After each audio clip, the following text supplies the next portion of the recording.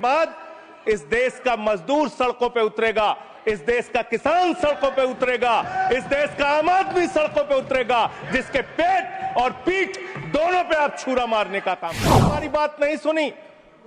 1.5 साल तक किसानों ने सड़क पे धरना दिया और 750 किसानों ने अपनी शहादत। आपने इस महत्वपूर्ण बिल पे मुझे अपनी बात कहने का मौका दिया। मान्यवर, मुझे आज वो दृश्य याद आ रहा है जब भारत की सरकार किसानों के खिलाफ 3 काला कानून लेकर आई थी और उस समय हमने रोका था। मान्यवर, निवेदन किया था, विनती की थी, हाथ जोड़ा था कि किसानों के साथ विश्वासघात मत कीजिए, लेकिन सरकार ने नहीं सुनी। सर, हमने विरोध किया, हम बेल में आए, सरकार को चिताया, हमें सस्पेंड करके बाहर कर दिया गया। सर, 7 दिन तक इसी संसद के परिसर में हम लोग निलंबित करके रखे गए। सरकार ने हमारी बात नहीं सुनी। 1.5 साल तक किसानों ने सड़क पे धरना दिया और 750 किसानों ने अपनी शहादत दी। संजय जी, उसके बाद बिल पर बोलिए। वो उसी पे बोल रहे हैं सर, इसी पे बोल रहे हैं, इसी पे बोल रहे हैं। इस देश का किसान बोलिए, इस देश का मजदूर, इस देश का अन्नदाता। सर, आपका चेहरा आ रहा है, मेरा भाषण मेरा चल रहा है, चेहरा आपका आ रहा है। आपका इस देश का किसान आपका आ रहा है, आपका आता है। इस देश का मजदूर, इस देश के करोड़ों लोग सड़कों पर उतरे, उनको खालिस्तानी कहा गया, पाकिस्तानी कहा गया, गोलियां चलाई गई, लाठियां चलाई गई, बड़े बड़े कील गाड़ दिए गए सड़कों पे।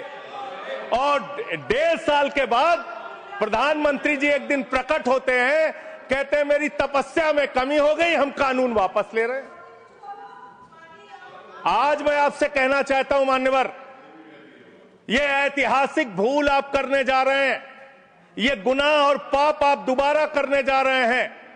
और इस काले कानून को पास करने के बाद इस देश का मजदूर सड़कों पे उतरेगा, इस देश का किसान सड़कों पे उतरेगा, इस देश का आम आदमी सड़कों पे उतरेगा, जिसके पेट और पीठ दोनों पे आप छुरा मारने का काम कर रहे हैं।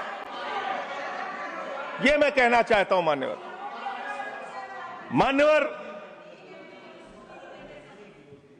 मान्यवर, यह बिल किस मंशा और उद्देश्य के तहत लाया गया है?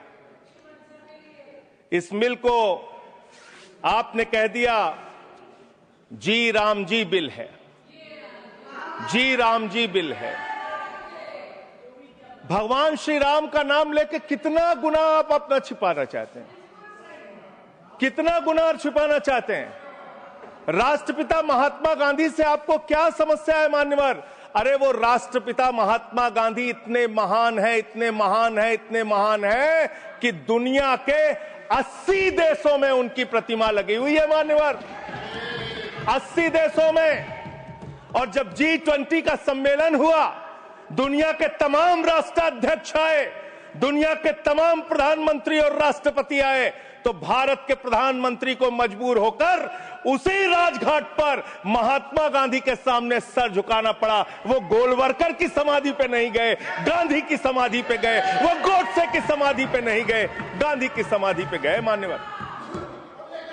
मान्यवर, राष्ट्रपिता महात्मा गांधी जो राम राज्य की कल्पना करते थे, राष्ट्रपिता महात्मा गांधी जो रघुपति राघव राजा राम का पाठ करते थे, राष्ट्रपिता महात्मा गांधी जो भगवान श्री राम के सच्चे भक्त थे। और याद रखिएगा मान्यवर, इस सरकार को आपके माध्यम से कहना चाहता हूं, भगवान को अपने भक्त से बहुत प्यार होता है। आज भगवान श्री राम आपको श्राप दे रहे होंगे कि तुम हमारे भक्त को अपमानित कर रहे हो, तुम अपने भक्त को, तुम हमारे भक्त को अपमानित कर रहे हो। भगवान श्री राम आपको जरूर श्राप दे रहे होंगे मान्यवर, मैं शिवराज सिंह जी चौहान कृषि मंत्री जी को अटल जी के एक घटना से याद दिलाना चाहता हूं, राम के नाम का महत्व। एक उनके प्रतिद्वंदी ने बयान दिया, मान्यवर राजनीतिक प्रतिद्वंदी ने, उस प्रतिद्वंदी ने कहा अगर अटल जी को पूजा करनी है तो मेरी पूजा क्यों नहीं करते, मेरे नाम में भी राम लिखा हुआ है। अटल जी ने उसको जवाब दिया, राम हमारे लिए मर्यादा के प्रतीक हैं, राम हमारे लिए आदर्श हैं, राम हमारे लिए आराध्य हैं, राम हमारे लिए देवतुल्य हैं। अरे राम वो हैं जो पिता का वचन निभाने के लिए 14 वर्ष तक वनवास में रहे। राम वो है जिसने लंका का नाश किया। और राम चरित्र का नाम है, राम मर्यादा का नाम है, राम आदर्श का नाम है। राम के नाम में चरित्र होना चाहिए, वरना तो हराम में भी राम लिखा हुआ है, वरना तो हराम में भी राम लिखा हुआ है। इसलिए राम का नाम लगा लेने मात्र से आपके गुनाह नहीं छिप जाएंगे। सुखराम नाम था ना मान्यवर, बेड के नीचे रुपया मिला था, बेड के नीचे रुपया मिला था।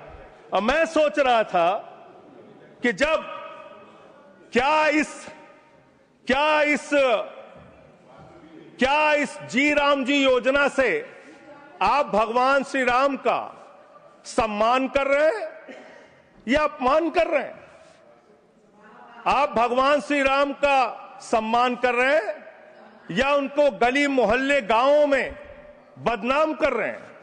मैं पढ़ रहा था, एक खबर मिली, राजस्थान में मनरेगा योजना में 200 करोड़ का भ्रष्टाचार। मैंने पढ़ा गुजरात में 500 करोड़ रुपए का भ्रष्टाचार। ये सारे कागजात हैं। मैंने पढ़ा उत्तर प्रदेश में मनरेगा योजना में मजदूरों के नाम पे हजारों करोड़ का भ्रष्टाचार। हरियाणा में मान्य हजारों करोड़ का भ्रष्टाचार। सर योजना पे बोल रहा हूँ, सर योजना पे बोल रहा हूँ। मनरेगा सारा कागज चाहिए आपको, इनके भ्रष्टाचार का कागज चाहिए सर दे दूंगा, इनको दे दूंगा। लेकिन अब मैं सोच रहा था कि अब अगर चर्चा होगी तो क्या चर्चा होगी? लोग क्या कहेंगे? अरे भाजपाइयों ने जी राम जी योजना के तहत 1000 करोड़ का भ्रष्टाचार यूपी में कर लिया। अरे भाजपाइयों ने हरियाणा में 500 करोड़ रुपए का भ्रष्टाचार जी राम जी में कर लिया। अरे भाजपाइयों ने महाराष्ट्र में जी राम जी के नाम पे करोड़ों का भ्रष्टाचार कर लिया। हाइपोथेटिकल बात कर रहे हैं। भाजपाइयों ने गुजरात में तो क्या बोलूं सर, क्या आपत्ति है इनको सर? क्या बोलूं, जी राम जी ना बोलूं सर? अब तो गुजरात में सैकड़ों करोड़ का भ्रष्टाचार भाजपाइयों ने जी राम जी के नाम पे कर लिया। पूरे देश में गांव में बिल पास विधायक, इनके बीजेपी के विधायकों ने जी राम जी योजना में भ्रष्टाचार कर लिया। तो ये आप राम को सम्मान दे रहे हैं कि राम को अपमानित कर रहे हैं? आप राम को अपमानित कर रहे हैं। अरे बैठ जाओ, चंदा चोरी की है तुम लोगों ने, बैठ जाओ, चंदा चोरी की है तुमने भगवान श्री राम के नाम पे चंदा चोरी की है। बैठ जाओ, मान्यवर देखिए हमारा समय खा रहे हैं सर ये लोग। मान्यवर एक लाइन मुझे याद आती है, इस बिल को पढ़ने के बाद, मेहनत तो करता हूं फिर भी घर खाली है बाबूजी। मेहनत तो करता हूं फिर भी घर खाली है बाबूजी। मिट्टी के कुछ दीपक ले लो, दिवाली है बाबूजी। मिट्टी के कुछ दीपक ले लो, दिवाली है बाबूजी। गरीब रूल ऑफ ऑर्डर 110 110 एक मिनट 110 ऑर्डर सुन लेते हैं। It is a right of the member. Yes, it is the right. You are bringing everybody who is coming on the bail and is asking all the things. No.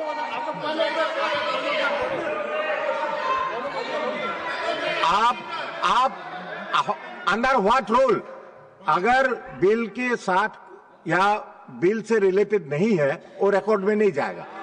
मैं यही कहना चाहता हूं referred the scope of the debate. He is crossing. Honorable Vice Chairman Sahab, he is crossing all the limits. There is no mention. Either he should speak against the bill or in favor of the bill. मान्यवर बैठिए. Either he should speak in favor of the bill or he should speak against the bill. He is not speaking against the bill. He is speaking against the Ram. How you can expect me that will agree to it? Roll बताइए, role.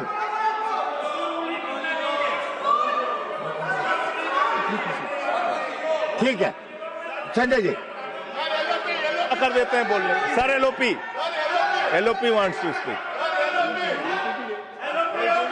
जब आपने उनको allow किया LOP को करिए. आपका समय कम है. उनको अलाउ. आपका समय से जाएगा. आपका समय जो सर उनका हमारे में से. आपका समय पॉज कीजिए सर, पॉज कीजिए. You asked me to stand. अभी नहीं. पॉइंट ऑफ ऑर्डर मैंने सुन लिया है. देखिए, मैंने सुन लिया. नो. हाँ, वो देखिए, जो हाइपोथेटिकल बात है वो रिकॉर्ड में नहीं जाएगा. मैंने ऑलरेडी रूलिंग दे चुका है. बताइए. डिप्टी चेयरमैन साहब, आप बड़े सीनियर लीडर है और आप ये सब प्रोसीजर तो आपको मालूम है, फिर बताने की जरूरत नहीं है. लेकिन मैं आपसे विनती करता हूं कि जब वो खामोशी से बात कर रहे हैं और क्या मार रहे हैं क्या? देखिए, वो खामोशी से बात कर रहे हैं. सुनिए, आपको अगर जचता नहीं, अगर आपको ये पसंद नहीं है तो आप उसका उत्तर बाद में दीजिए. पहले सुनिए उनका जो कहना चाहते हैं. हाँ, बोले. और उदाहरण के तौर पर अब उनको सारी चीजें वो उदाहरण के तौर पर बोल रहे हैं और कागज सामने रख के बोल रहे हैं. इसीलिए आप उनको परमिट देना, कहना जरा खामोश बैठ. धन्यवाद. मान्यवर मैं भाजपाइयों के लिए, भाजपाई मित्रों के लिए एक गाना गाना चाहता हूं कि देखो ऐ दीवानो ऐसा काम ना करो, राम का नाम बदनाम ना करो. राम का नाम बदनाम ना करो. इस जी राम जी योजना के नाम पे पूरे देश में आप लोगों का जो भ्रष्टाचार है, हम नहीं चाहते कि वो हमारे आराध्य भगवान श्री राम के साथ जुड़े. आप वो भ्रष्टाचार, वो चोरी, वो सारे कुछ लूटखोरी वो जोड़ना चाहते, कमीशन खोरी राम जी के नाम से जोड़ना चाहते हैं. लेकिन मैं क्या करूं मान्यवर, मैं तो कह रहा हूं, आप फिर आ गए मान्यवर. हम लोगों को हाँ तो मान्यवर हम तो कह रहे हैं देखो ऐ दीवानो ऐसा काम ना करो, राम का नाम बदनाम ना करो. लेकिन हमारे भाजपाई मित्र कह रहे हैं राम राम जपना पराया माल अपना, राम राम जपना पराया माल अपना. इनका ध्यान लूटखोरी और भ्रष्टाचार में लगा हुआ है. इस कानून में क्या लिखा हुआ मान्यवर? इस कानून में लिखा हुआ है मान्यवर, इसमें लिखा हुआ है कि 40% हिस्सा राज्य सरकारें देंगी, 60% हिस्सा केंद्र सरकार देगी. पहले 90% हिस्सा केंद्र सरकार देती थी, 10% हिस्सा राज्य सरकारें देती थी. आज तो ज्यादातर राज्य सरकारें आपकी नीतियों की बदौलत, आप जीएसटी का पैसा खाते हैं, राज्यों के टैक्स का पैसा खाते हैं. आपने राज्यों को खोखला कर दिया, आपने राज्यों को कर्ज में डुबा दिया.